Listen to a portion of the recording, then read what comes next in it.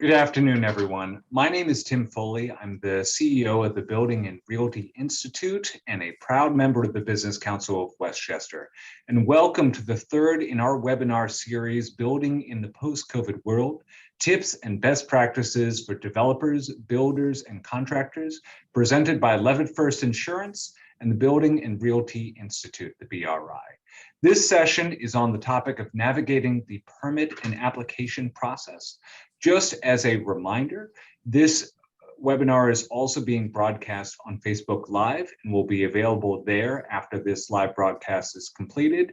And the full webinar, as well as all the others within the series, will be available in the Business Resource Center on the Business Council of Westchester's website. Without further ado, I'd like to introduce our moderator today. Our moderator is Ken First, who is co-president of Levitt First Insurance, headquartered in Tarrytown, New York. With 52 years in business and a staff of 70, Levitt First is the largest independently owned insurance and bonding broker in Westchester. Levitt First is the insurance advisor to the Building and Realty Institute and has been recognized by Insurance Business America magazine as a top specialist broker for construction insurance. Levitt First construction team focuses on providing comprehensive insurance coverage and risk mitigation services for their contractor clients. Without further ado, take it away, Mr. First. Thank you, Dr. Foley. And thank you, BRI, for co-sponsoring these webinars with Levitt First. And for those of you that are not familiar with the Builders Institute, the BRI is a trade association in Westchester County and the Hudson Valley that includes home builders, multifamily, commercial, and mixed-use developers, remodelers, and many other real estate businesses. They exist to advocate for the best interests of the realty industry to government and the community to provide knowledge, education, and resources to their members, and to create opportunities for their members to build relationships and improve their businesses. They also administer the local Westchester affiliate of the National Association of Home Builders and the New York State Builders Association. If you want to learn about joining the BRI or more information about all of the different programs, you can log on to their website at buildersinstitute.org. We're very excited for tonight's topic, and we're fortunate to have three terrific speakers, all of which have extensive experience in both the private and public sectors presenting to boards. So I'm going to give you a brief introduction to all three, and then I'm going to turn it over to Valerie.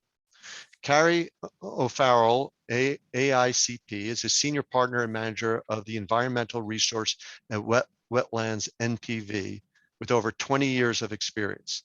Ms. O'Farrell is expert in NEPA and SEQA and land use regulations, drainage and storm water permitting, and is diverse in ability to conduct environmental planning analysis. Valerie Manastra is an AICP certified environmental planner with over 18 years of experience throughout the Hudson Valley in project management and planning pertaining to land use development, zoning, SEQA, affordable housing, and community development projects. Her work focuses on both the public and private sectors. She has significant experience in navigating projects through the land use approval process. She's currently a principal planner at Nelson Pope and Voorhees. And Linda Whitehead is a partner in the firm of McCullough, Goldberger, and Stout. Ms.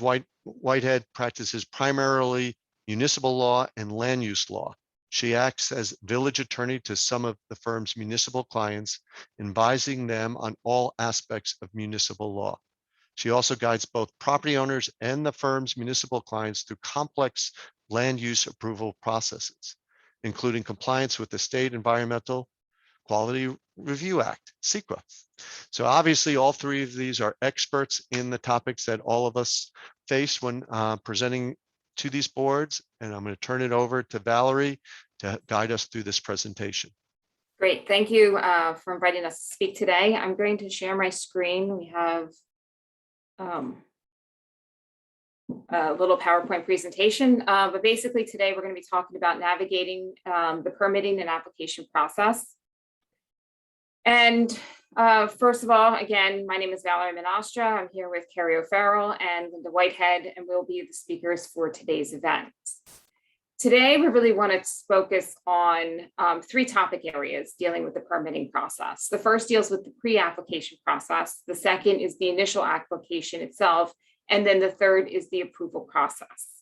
All three of these components are essential to getting an application through the land use approval process board efficiently and as cost effective as possible. Oops. All right, so with that, I'm going to turn it over to Carrie O'Farrell to touch upon the pre-application process. Carrie? Great, thank you, everyone.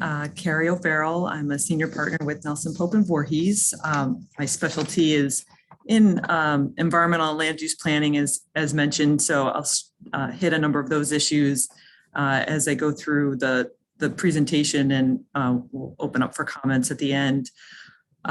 So we're starting with pre-application, and one of the most important things you can do in expediting the process is first understand the piece of property that's subject to the application.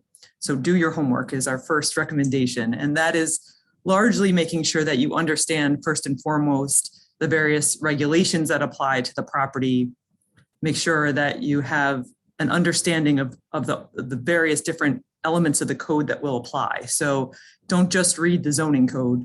Take a look at all the different elements of the code to see if there's additional sections that may apply, such as wetlands, steep slopes, overlay districts. There's sometimes instances where there will be regulations that live outside the zoning code. So it's important that you understand what those are.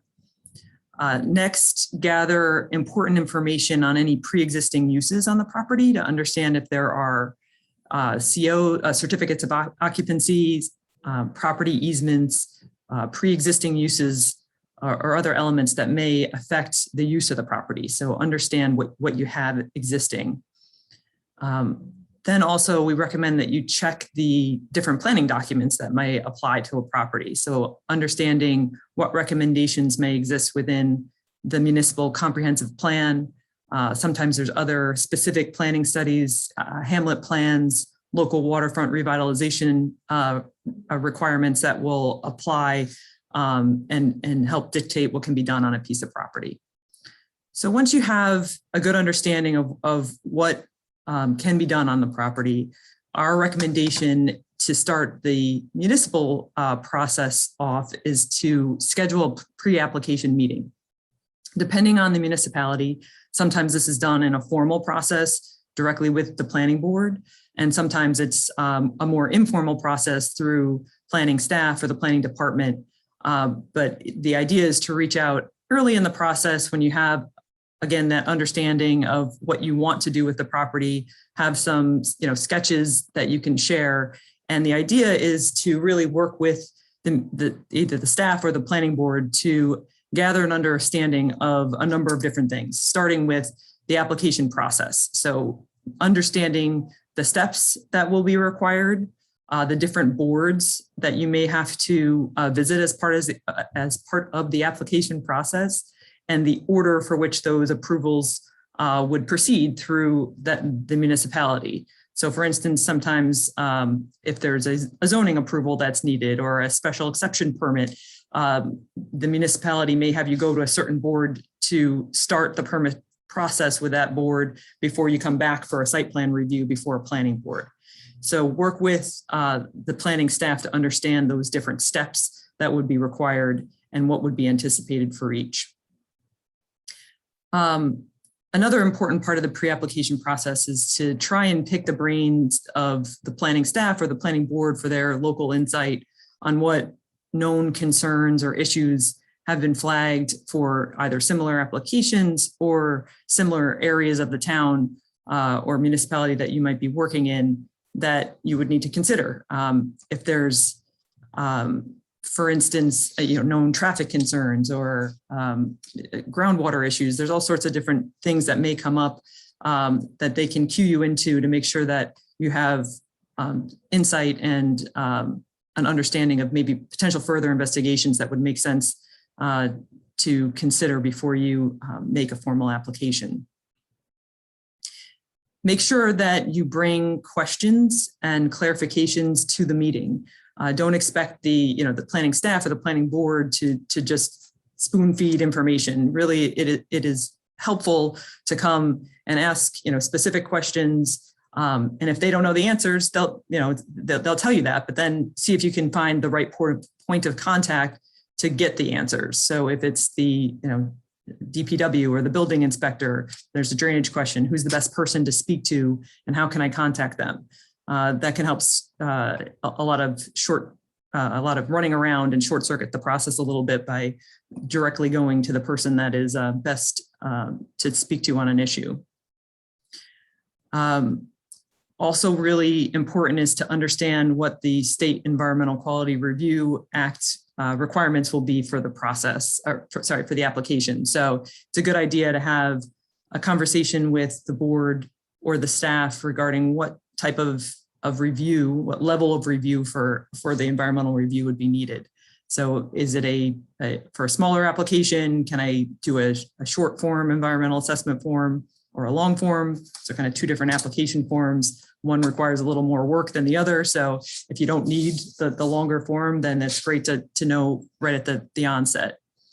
If it's a larger project, it's also good to have a detailed conversation with, again, staff or the planning board with what they would expect the environmental review to entail. If it's a more controversial project, large potential for impacts, it may need a full environmental impact statement and the process that goes along with that. Or there's other options where you could provide what's called a supplemental environmental assessment report that goes through specific issues.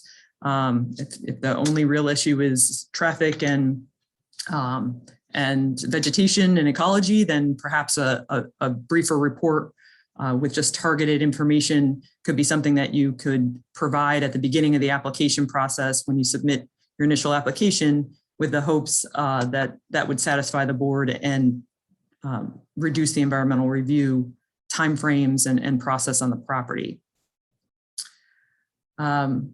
It's also a good idea while you have the board or the staff to talk about the need for public input early in the process. A lot of times there's civic organizations or groups that they can point you to, particularly if there is she in the area, and you can ask those questions. What have you seen as major concerns? Who are the right people to try and speak to work through the application early, at the very beginning? Or is it something that they recommend to start that process at the beginning, or should we get an application in and then begin the process? So it's a good point to just walk through, their recommendations. Keep in mind that when you're speaking, when you're at a pre-application stage, it is just that, it is pre-application. So the board or the staff won't have the opportunity to really dig into the application, wouldn't necessarily have the feedback from the public yet. So it is a preliminary cut of their initial instincts on an application. It's not something that may hold true throughout the entire process, but check the code, and if they are in a formal process, many times you can ask for a pre-application report and get their findings in writing. And that's always helpful to help, remind everybody as you get into the application process, hey, we had these findings of pre-application. And again, if you can get it in writing, it is helpful. Last thing I would say is establish a point of contact for processing the application while you're meeting with staff. If they have a particular staff member that would be assigned the application, it's great to know that at the very beginning. And that way, if you have other questions as you put the application together, you can reach out. Actually, I lied. There's one more thing.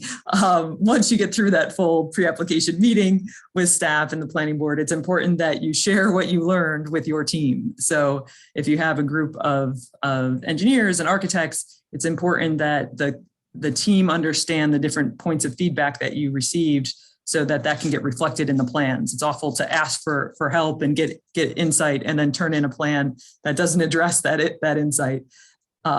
Make sure that the plans aren't conflicting, that they are consistent, and that will help speed up the process. Now we're going to go to the actual application.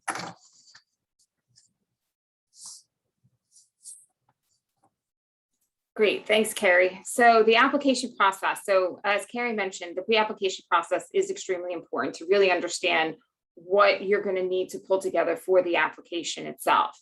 So the application process starts off with your initial submission. And one of the things that I can't emphasize enough is check your applications, right? So if the application requires a certain amount of paper copies versus electronic copies, if the application itself wants to have an environmental assessment form attached to the submission, the initial submission, please provide one. There are many times that you will find in municipalities that if you don't have a complete application upon submission, they will adjourn you for another meeting and they won't even put you on the agenda. One of the other things that I think is really important in terms of initial submissions is also knowing, as Carrie mentioned, which boards you're going to submit to and which ones you need to submit to first, and what are their actual deadlines, submission deadlines themselves, because that will be very important in terms of how quickly you can get before these boards and how smoothly your approval process will run. One of the other things that I think is really important is the deadlines themselves. Almost every application comes in on the day of the deadline. I would highly recommend as much as possible to have your applications come in the day before the deadline. This at least allows some initial review of your application. And if for some reason there are certain elements missing from the application, you'll have the opportunity to actually provide those additional submissions. Where a lot of times communities, if you don't have them in by the submission deadline, they are not taking any other additional information. And then again, you get delayed for a month prior before you can actually get onto the initial agenda. Also, one of the other things to keep in mind is know the fees, right? So each application is going to have certain fees that are required as part of the submissions. And again, this is another thing that can hang people up. You know, somebody comes in, they don't realize that they need to have a certain, certain fees. And sometimes it could be just the application fees, but other times it's also escrow fees. And sometimes those escrow fees can be expensive. In certain communities, they do require a few $1,000s or more to be put in, to have a check written in time when you do your initial submission. So again, this is really important because if you don't have that, all the requirements, your application will not be put onto the agenda. Also, let's talk about a complete application. So again, making sure that everything is submitted that's required. Incomplete applications can cause delays. And one of the things that you will also notice in each municipality, some municipalities will have pages and pages of an application submission. And then there's other municipalities that will just have a very, one-page form. But what you'll find, and that's what we're going to talk a little bit about next, is that you'll find that most communities still require the same information to be submitted during their land use approval process. So while one community might be able to really provide you exactly what you're going to need in order to get through the land use approval process, another one might not. And so one of the things that I wanted to kind of really focus on tonight is the required elements that you're going to really need as part of any sort of submission.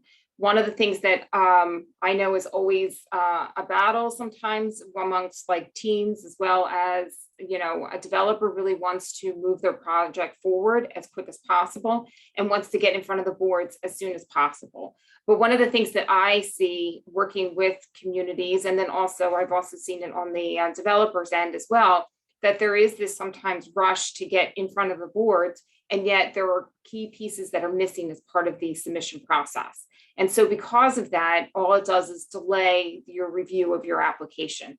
While you might be able to have the municipality's consultants start reviewing your application, what you'll find is that they'll provide you a memorandum listing all the other plans or information that's still missing. And so basically you as a developer just paid for the municipality's consultants to review your submission and basically identify what is still missing. And yet, and it also delays you a month for actually having a more in-depth review. So what I would suggest doing is with any application, and I understand that there are some smaller projects versus larger projects, but in general, all submissions, planning submissions should have an existing conditions and survey, because this really identifies what's taking place on site. And as well, and it also brings up things that Carrie mentioned, like for example, your easements, or if for some reason there is an encroachment on another property, you actually have that identified on the surveys from the get-go. Also, demolition plan, if you are planning to demolish a plan as part of your site plan application, that's another really important element to identify, because there are times that people submit applications where they just want to expand an existing building. So really understanding what pieces of the existing building are coming down versus which pieces of the building are going to be expanded upon. Zoning table is another extremely important component of any sort of submission. There are many, many times I see submissions where zoning tables are missing or incomplete. And basically, a zoning table identifies what is required according to the zoning chapter of any municipality, what you're proposing, and also it lists what is currently there. So it provides a nice little comparison of what's existing, what is being changed, and do you actually adhere to, or excuse me, correspond to the required zoning regulations.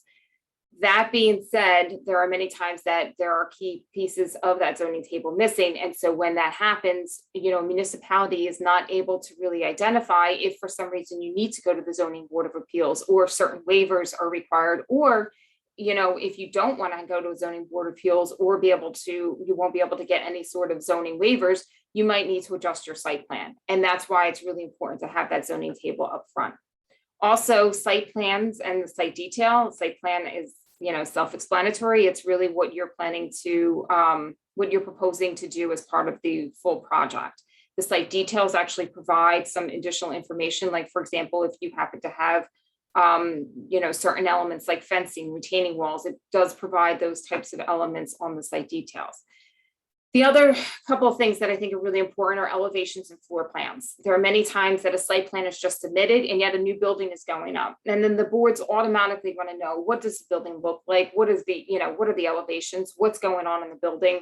What are you proposing as the full uses on each one of the floors? So having that information at the get-go will really help move you through the process. Also, stormwater management and erosion and sediment control plan. I don't think I think it's obvious now, and especially in light of these, recent storms, most boards are very, very cognizant of stormwater management and what is going to take place if there is a type of, 100-year storm. So please have that information as soon as possible within the process. I understand sometimes some of these elements need to be, worked out a little bit further in the process, but the sooner you can get that to the boards, the better. Also, grading and drainage goes very much hand in hand, as well as utilities with the stormwater and erosion and sediment control. So as soon as you can get your engineer on board and getting them to design these elements as part of the site plan review process, again, it will be more efficient and cost effective. And then the last two I think are really important. These two items tend to be sort of always, put on the back burner or forgotten about a lot of times in site plans, and that's lighting and landscaping. And as much as possible, do provide a lighting plan and do provide photometric, so that basically you're just providing information for the boards to understand that the lighting itself is going to remain on site. It's not going to encroach into neighboring properties. And if as much as possible, if you can adhere to certain dark sky principles or certain principles that will really help not exacerbate the lighting situation that a lot of communities are really concerned about with overlighting a particular site plan. And then landscaping is another element that also helps with visual impacts, but then in addition, it also provides, replacement for any tree removal that takes place, or if there's a way to, or wetlands mitigation. So any sort of landscaping plans is important. And I can't emphasize enough that most boards are really, really pushing for native plants.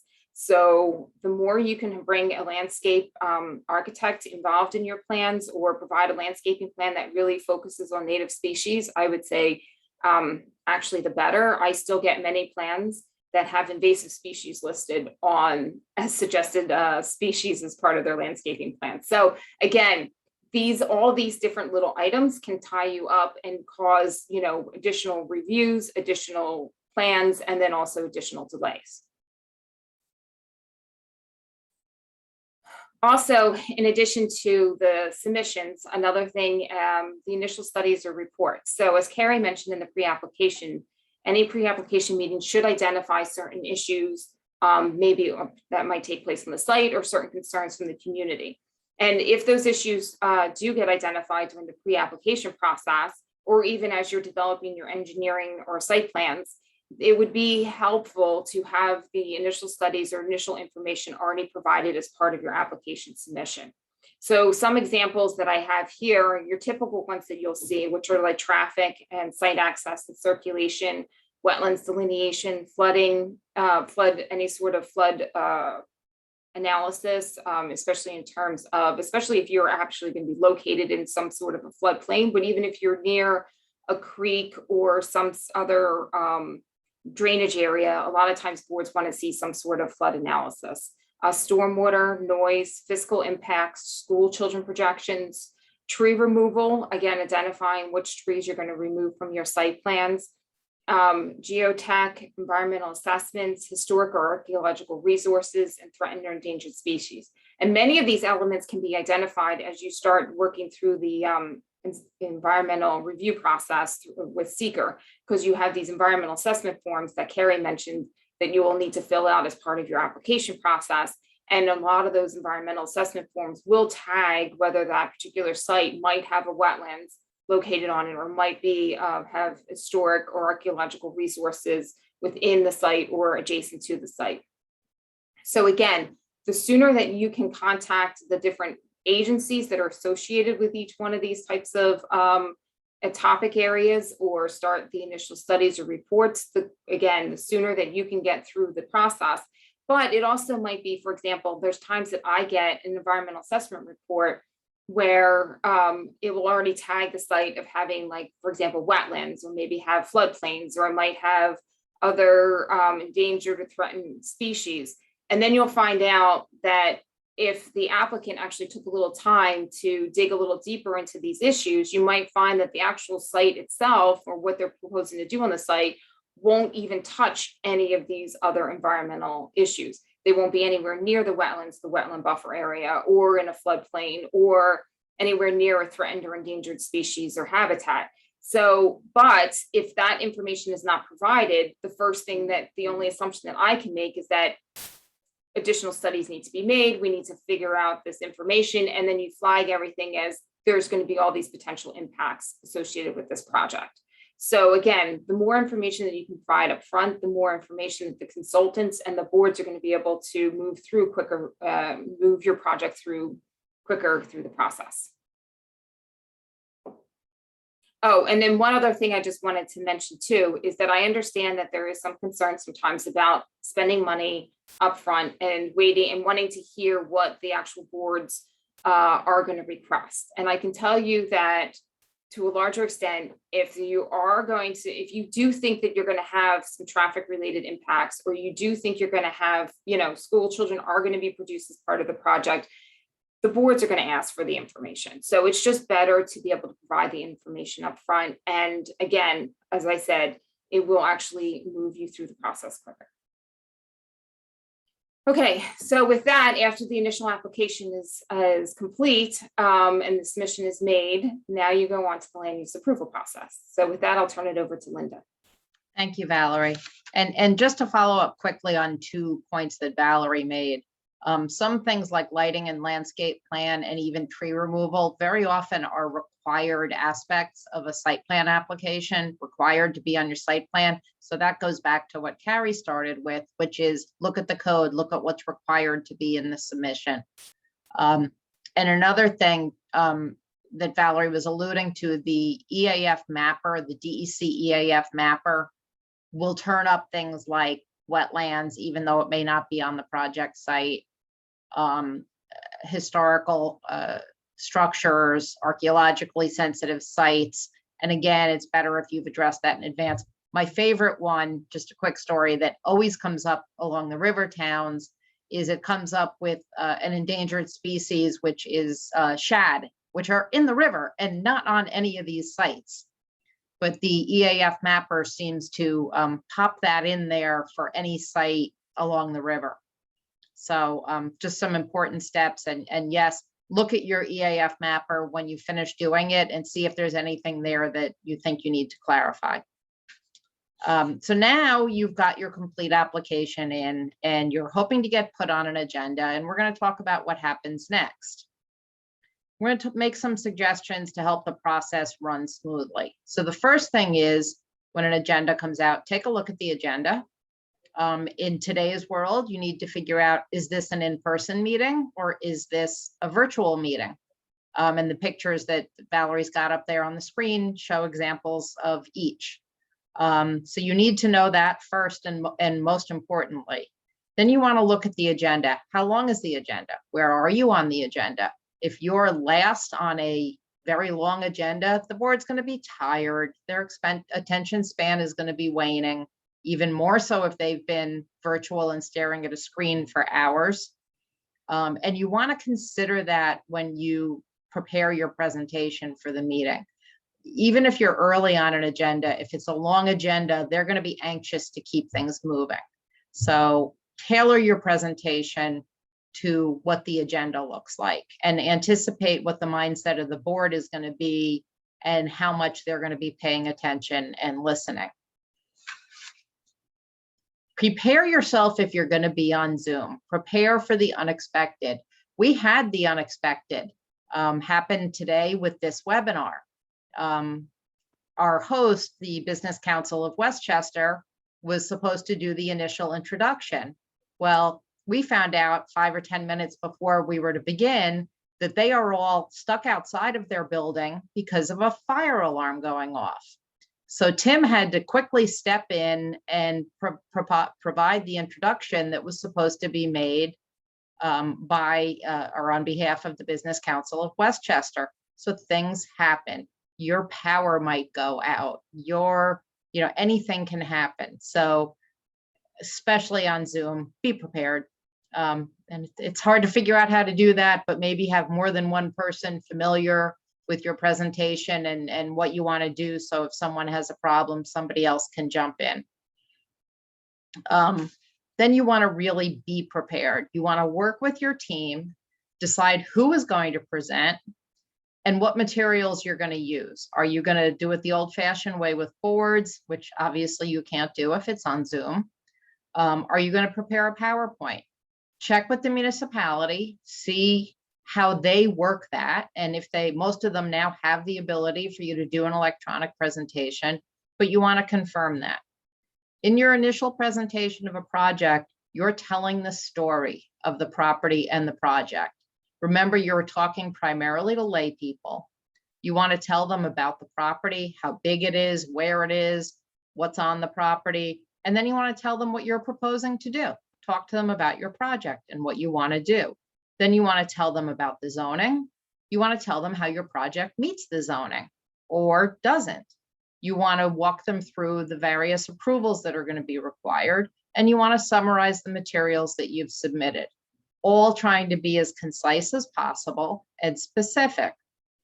As you go through subsequent meetings down the line, you want your presentation to summarize what changes you have made and provide responses to comments, and again, talk about what you've submitted, which will include responses to comments. If you've received comments from the municipal consultant prior to the meeting, after you present, you might want to respond to anything that's simple to respond to at the meeting, but you should also indicate that you will respond in writing prior to the next meeting. In responding in writing prior to the next meeting, it's always helpful to the board and to the consultants if you provide a response in a form of repeating the comment and then providing your response. And in the end, that's going to save you money because it will be quicker for the consultant to review it. They won't have to go looking for things. They have everything right in front of them, and therefore they should spend less time. So that's all important information. You want to listen carefully after you finish your presentation. You take questions from the board. You want to listen carefully to questions and comments from the board. You want to respond where you can, or indicate that you will respond in writing prior to the next meeting. You want to try to identify one person who's going to kind of lead this process. So one person who's going to say, you know, thank you for that question, so-and-so is going to answer it. Or we'll answer that prior to the next meeting, or we'll consider that change and we'll look into it. If the meeting is a public hearing, or if the board chooses to take public comment, our suggestion is that you, and most boards will work it this way, let all of the public speak. So you have all the comments that come in from the public. If there's time at the end of that, and if the board wants you to respond, I would respond primarily to those items that are necessary to correct the record or easily can be responded to. You might want to go further into it if you have more time, but again, you want to indicate that you'll address comments in writing. Try to figure out which issues seem important to the board and address those. We've all heard public comments where you sit there and think, that's not really relevant. And if you think the board's going to agree that it's not really relevant, then maybe don't take the time to respond to that. Most importantly, when addressing public comment, address the board. Excuse me. Do not get into it with members of the public. You don't need to convince the public. You only need to convince a majority of the board to support your project and vote for your project. But you never want to get into it with the public. And oftentimes we have to kind of control our clients who get upset over things that members of the public say. And it's important to be able to control that. You really don't want to get into it with the public. After the meeting, next day or so, you want to review with your team, try to put together a list of things to be addressed and decide what you're going to submit, what you're going to maybe change in the plans, who's going to prepare the responses, check and see when the submission is required for the next meeting, and review with your team what that submission is going to include. Again, for responding particularly to consultant comments, do that in a comment response type of setup. Then as you prepare your cover letter to submit this supplemental submission, you want to identify in the cover any revisions that you've made to address the comments. Specifically lay out any revisions to the plans, and then, and this is for Valerie, who asked me to say it, try to bubble the changes on the plans. So again, it's easier for the consultant. They see a bubbled area, and every engineer knows what this means. They see that and they go, okay, this was changed, and here's a little note about what was changed. Again, makes it easy for the consultants and the board to review. If you don't address the concerns, especially those raised by the board and their consultants, it's only going to delay the process. So remember, this should not be an adversarial process with the board. You should be working with the board, and hopefully by doing that, they know the municipality better, they know the property, they know the area. Hopefully by working with them, you'll end up with a better project or with the best project possible. Sometimes boards have really good suggestions that work out well. And again, if it gets ugly with the public or even board members, keep your cool. For public hearings, again, try to make your presentation really clear so that the public can understand the proposal. Very often, that will eliminate some comments that may otherwise get made, because if you address them up front in your presentation, they go, oh, okay, I don't have to ask that question or make that comment. Both Valerie and Carrie touched on the issue of projects that have to go before more than one board. You could have to go to the zoning board for variances and the planning board for a site plan approval. You could have to go to the municipal board in some cases for a special permit, in some cases for a zoning amendment. This is problematic, and you really need to talk to the staff in the municipality to see how they handle that, because every municipality handles it differently. There is no standard, there is no easy answer, there is no legally required process for doing this. Expect to get bounced around a bit. it's difficult. We often see if you have a site plan or a subdivision that needs a variance, what most municipalities do is they want you to go to the planning board first and have the planning board do at least a preliminary review. And this is an instance where maybe you don't do your detailed stormwater design yet, because your plan may change if you get a variance or don't get a variance. But you want to get the planning board's consensus to the general layout and maybe even a recommendation from them before you go to the zoning board for your variances. And then once you have your variance, you can come back to the planning board. Secret complicates this a little bit further because no board is supposed to take any action, make any final decision until secret is complete. So we could talk about that for an hour. So we're not going to really get into that, but it does complicate, again, that process. And again, every municipality is going to handle it a little differently. We have had instances where boards have disagreed, and this can be very problematic. In one municipality where I'm the municipal attorney, and I sit with all the boards, so I got caught in the middle. We had the planning board review a plan and say, yes, we agree with the applicant that they should get a front yard setback variance because we think the building should be closer to the street, more like creating a street line like some of the other buildings. So we're going to support and recommend that variance. And then it went to the zoning board, and the zoning board said, no, we don't want to give that big a variance. And we think the building should be set back further. These same two boards had an issue over the size of front porches. The planning on another project, planning board wanted larger front porches. The front porches needed a coverage variance. And the zoning board said, no, we don't want to give that variance. We don't care if you think it looks better. It's a variance and it's more than we want to give. So you end up having even more back and forth when that can happen. But ultimately, one of the boards, and in that case, the planning board compromised in both instances. There's going to be some compromise. So the zoning board granted a variance, but it was a lesser variance. And the planning board said, well, we don't like it, but if that's all they're going to grant, then we'll have to live with it.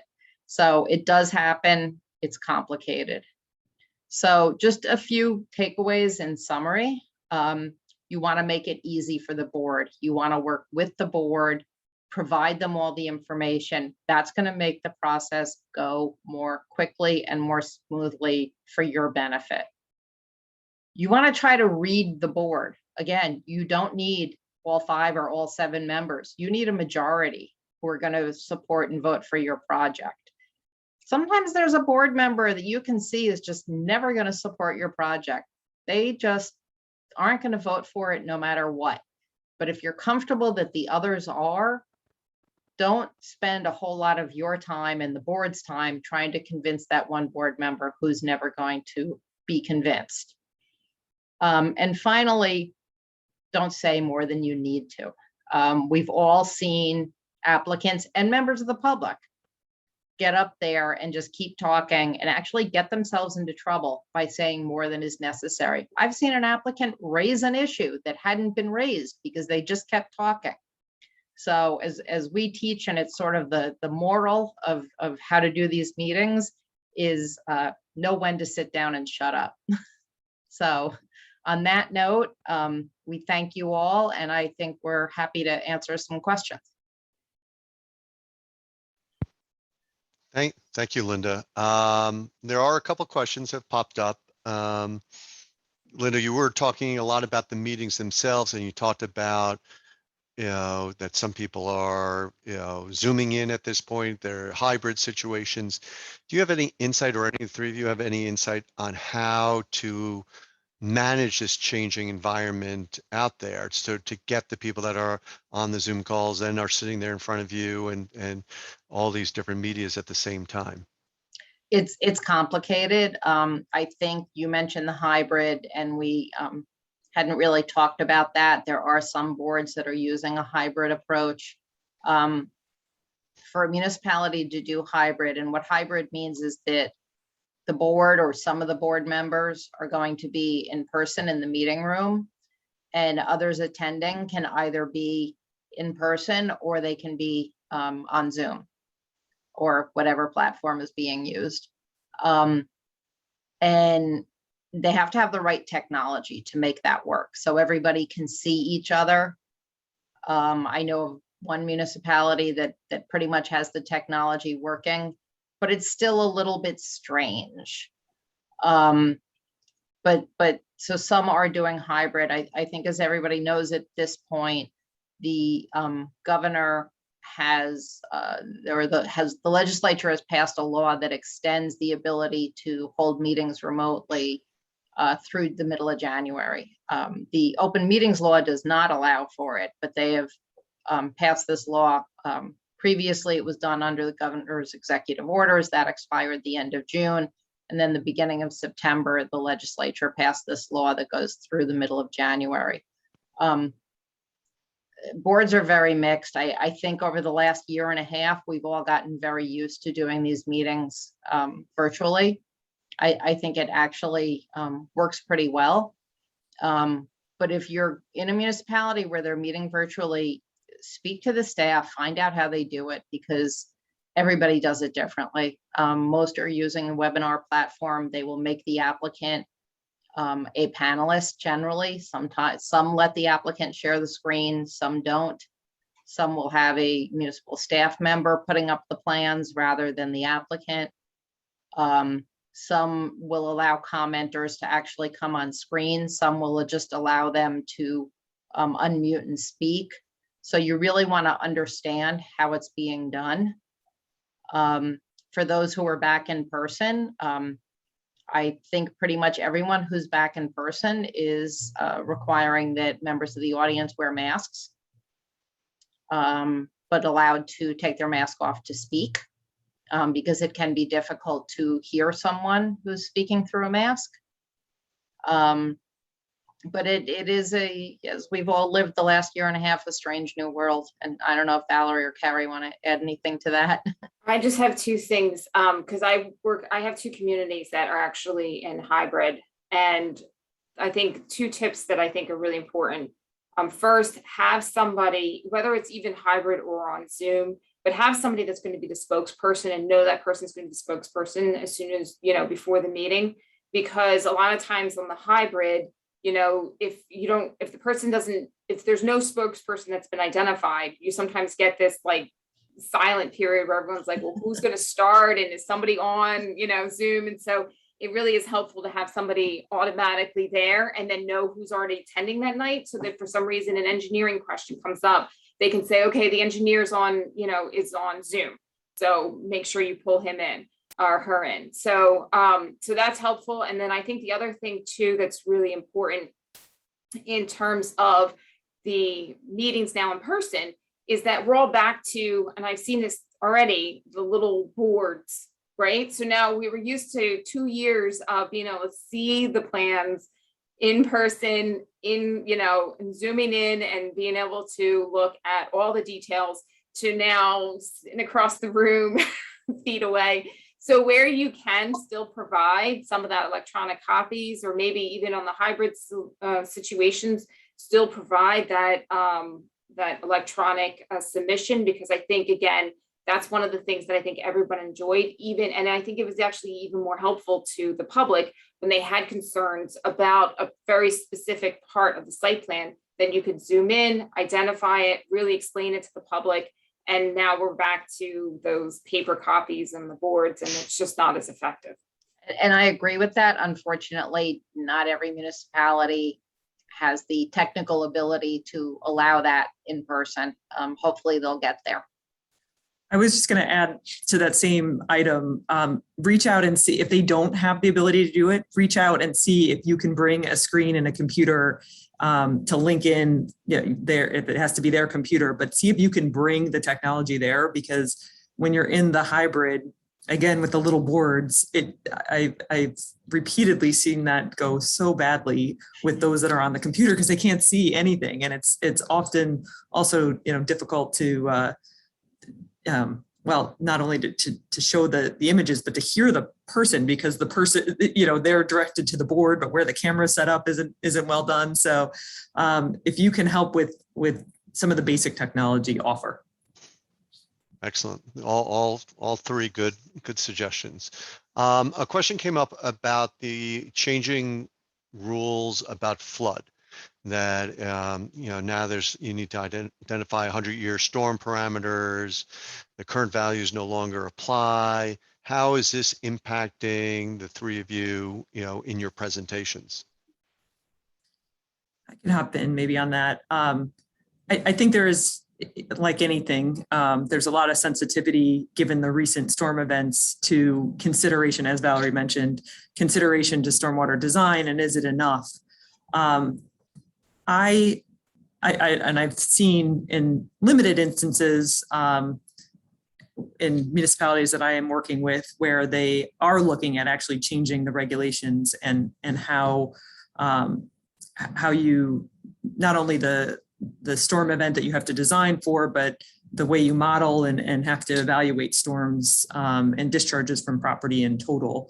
I don't think that, in my experience anyway, I have not seen a global, we must change all our drainage requirements yet. The storm frequency does seem to be, it does seem to be more frequent. Who knows?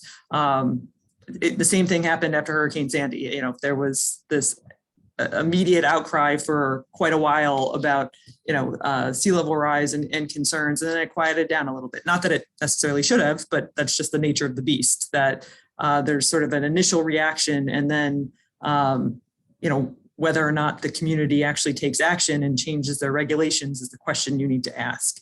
So, have the regulations changed, yes or no? And it will, like I said, it is done municipality by municipality. This is something we've been dealing with for years. One of the comments that we get on almost every application from neighbors is concern about water. And after every big storm, it becomes even more significant. And to me, the best thing, and clearly the Business Council of Westchester is back inside. The main thing I can say is have an engineer or someone who can explain how your stormwater is going to be handled in as straightforward a way for lay people to understand as possible. What people don't understand is that older development does not have stormwater management.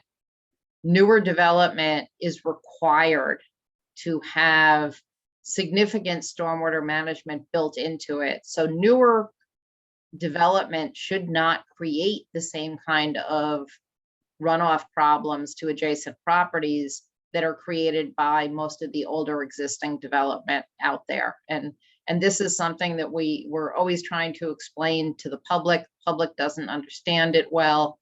But having a new building next to you is going to be better than having an old building next to you in terms of runoff.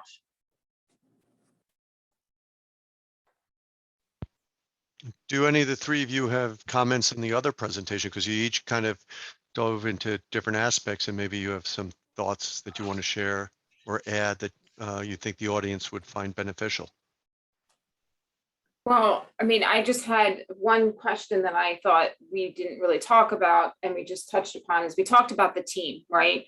And so I think, what does that team really consist of, right? And when do you bring in the land use attorney, the planner, the engineer into the overall process? And so I don't know, Linda and Carrie, if you had any thoughts on that, but that was one of the things that I noticed that as we went through the presentation, that it would be probably good if we touch upon. Well, in my mind, you should have the land use attorney at the very beginning. Same thing with the planner too. But we know, and just I'll tell you, we know a lot of developers who don't necessarily think they need an attorney, and we've gotten involved in a significant number of projects where they started out without an attorney and came to us when they kind of got in trouble and realized they need an attorney. And while we do take those matters on and try to get things straightened out, it would have been better if we'd been there from the beginning. And so we do recommend that.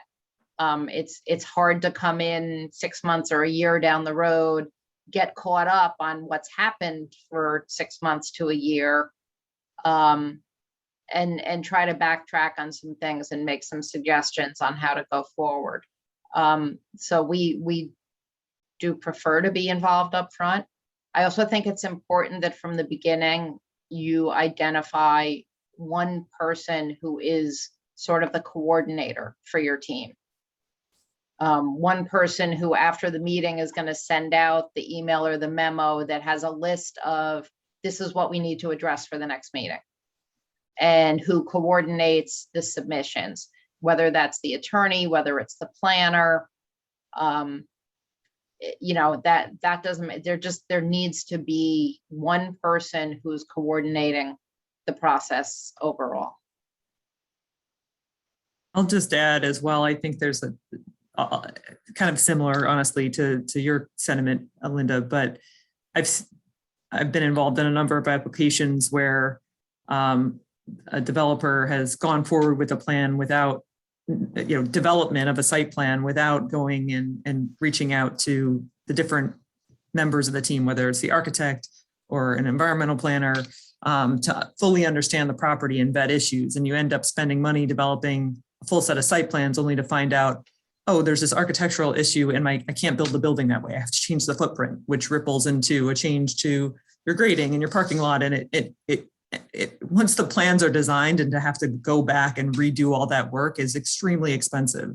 So there is value in the, right at that pre-application phase to kind of do the due diligence, understand what the constraints are on the property, whether there's soil constraints or wetlands or, different environmental issues can impact, what can be done. Same idea with the COs and what existing uses may dictate what can and cannot be done. So I do think it's important to get an appropriate team together at the onset, let them do, help you with the due diligence. They may have a lot of local insight we know this municipality is going to treat this application in this way. You should get going on your site, start up on the environmental review process. We know they're going to give you a POS deck and an environmental impact statement, get going on your existing conditions now while we're starting, while we develop the plans to save you a couple of months in the overall process of environmental review. So even something as simple as sometimes a developer will start developing a site plan with just the engineer and not bring the architect in until later. And then the architect will come in and say, oh no, we need to change the shape of the building. The parking doesn't work this way. You need to do this or that. So yeah, having the full team involved. And in terms of having the full team involved, really important, make sure their plans are consistent. I think we've all had that experience where from a municipal side, you're reviewing plans and there's inconsistencies between the engineering plans and the architectural plans. And that's just going to slow you down. And another thing I would say in terms of team is bring them to the meeting, because there's a lot of times where I'll just see the applicant there and then there's a question for their land use attorney. And then they'll say, well, we'll have to follow up with that. Or there's a question about stormwater or something with their engineer or an environmental review, and they don't have their team there to answer those questions. So that becomes problematic because then ultimately they end up needing to delay. And then the flip side, I've also seen just the engineer show up. And then there's a question about, well, would the applicant be willing to shift X, Y, and Z on the site plan? And then they say, well, I don't know. I'll have to get back to you, right? So if you have everybody there, there can be that dialogue and maybe some decisions can be made. And then again, that moves you through the process. Well, thank you very much. John, do you have any closing comments? Well, again, we apologize, but as Linda said, that's why being prepared is important, because we were totally caught off guard when we were told to evacuate the building. Look, on behalf of the Business Council of Westchester, we want to thank BRI. We want to thank Live It First. These programs are so important, and the topic today was so timely. And just so everyone knows, and Tim knows this through our advocacy work, we are constantly trying, especially as we come through this pandemic, to remind governments on all levels that they need to simplify the process and the application process, the permit process that we saw could have been catastrophic for some businesses as they look to reemerge and reopen, even if it was just curbside dining or curbside retail during the pandemic. If they hadn't thought outside of the box and shortened that process, we don't know what those businesses would have been able to do. So we're going to continue to advocate for that as well. I also have to say, because Linda brought up SECRA many times, I was in the state assembly when we passed SECRA. SECRA was not intended to do what it's doing now, which is delaying the process. So we're going to continue to try to press for the legislators not to repeal it, but to modify it so that it goes back to, again, what the intent was originally and doesn't cause years and years of delays and more legal fees for developers to get projects done. So again, thank you for doing this presentation. This was recorded live. It's on Facebook. It's going to be on our business resource page. We're going to push people to watch this if they missed it today, because the topic is that important. And Ken and Tim, thank you for really setting this up. It really is important.